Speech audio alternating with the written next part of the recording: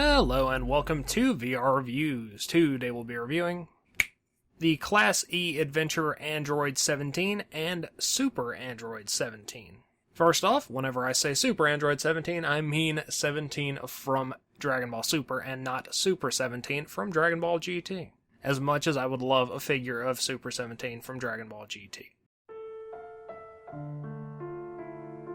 Anyways, this is a set of figures that uses the mold from SH Figuarts Android 17, so they are bootlegs.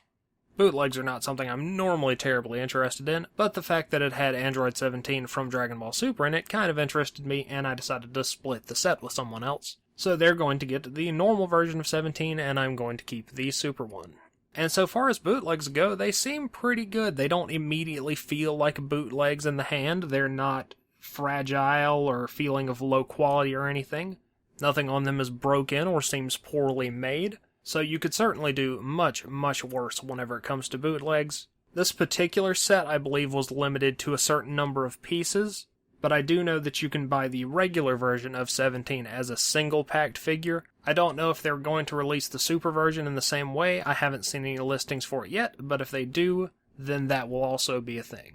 Considering the aftermarket prices of 17 right now, this is certainly something you could consider as an alternative if you don't want to drop lots of money on old figures.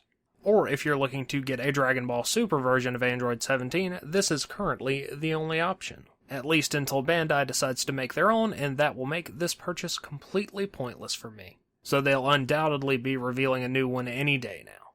Before we do anything, let's quickly compare this 17 to the original 17, which I do have. They're honestly pretty close.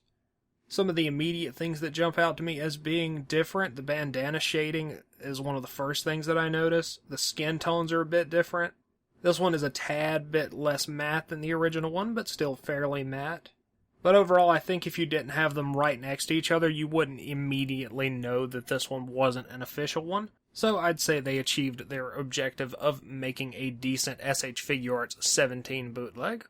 Moving on to our size comparison, of course here we have 17. Here's our standard Marvel Legends 6-inch Cosmic Armor Iron Man and 3 3/4-inch Marvel Universe Wolverine. As you would expect, Japanese 1/12 scale stuff is smaller than American 6-inch scale stuff, but bigger than 3 3/4-inch stuff. And here he is compared to a normal size SH Figuart, which is Goku, and 17 is just a bit smaller than Goku, which makes sense within reasonable parameters. Now let's get everything else out of here and just look at 17. Moving on to our 360 spins, we'll start off with normal 17. He's got on his black t-shirt with the white long sleeve shirt underneath that. He's got a orange bandana on, which has some shading on it. He's got the little Red Ribbon Army logo on his chest.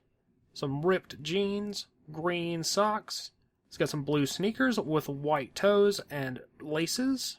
Brown belt with gold buckle. And he's got his other belt with the gun holster and pouches on it. Overall, he looks like 17, nothing particularly low quality or anything going on with the paint, looks pretty standard. And then we have the Super version of 17. He has on a long sleeve green shirt with white in the center. It says MIR on it. He's got the little Ranger bicep cuff. Some black gloves, lighter blue jeans, a tan belt with a silver buckle, some dark shoes with gray soles and laces. So it's a pretty good representation of his outfit. One thing I will say is that his shoulder coverings look much worse whenever they're not black. I guess they just don't meld in with the figure quite as well. He honestly would look better if you just took them off, but I don't want to take them off, so I can't be sure about that. Otherwise, he looks perfectly fine. Head sculpt wise, you will have to swap them between the two figures because you only get one set of heads and faces. You get one head of normal hair and one head of windswept hair. And then you get 3 faces. You get your standard stern expression, your slightly smiling expression, and your gritted teeth face. The paint and detail on all the faces is perfectly fine. Nothing extraordinary. They look about the way they should, so nothing to massively complain about. Articulation-wise, since both bodies use basically the same parts, they have the same articulation, so I'll just show it on the normal 17. Ball in the head and neck, so you get some really nice neck and head movement there. Ball peg in the shoulder, so they move around in the socket a little bit, in and out, forward and back. Bicep cut, double joint elbows, wrist hinge and rotation. Ball peg in the chest and waist, so you get some decent body movement. Hips move in and out, forward and back. Rotate around on the joint. Double jointed knees.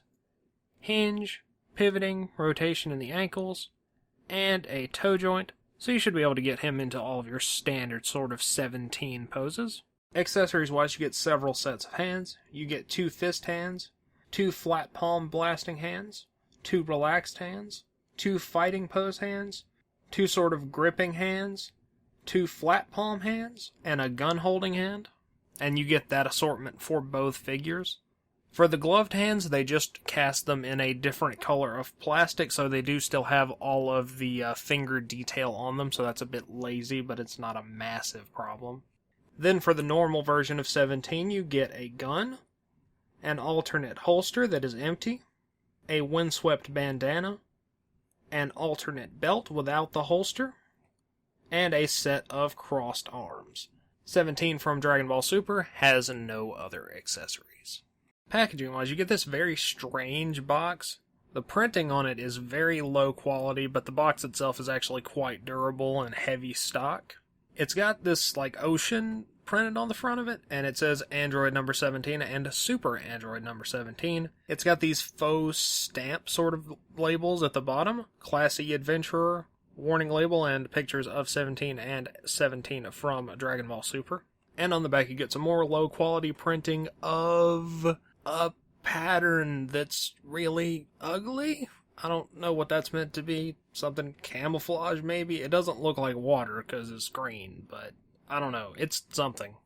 Of course, you will probably not want to use this for in-package display, but that's fine. It'll serve the purpose of holding the figures. And that about wraps us up for our Android 17s. So until next time, goodbye! Thanks for watching. If you enjoyed my content, feel free to subscribe and click that little bell thing. I've been told that that does something or other.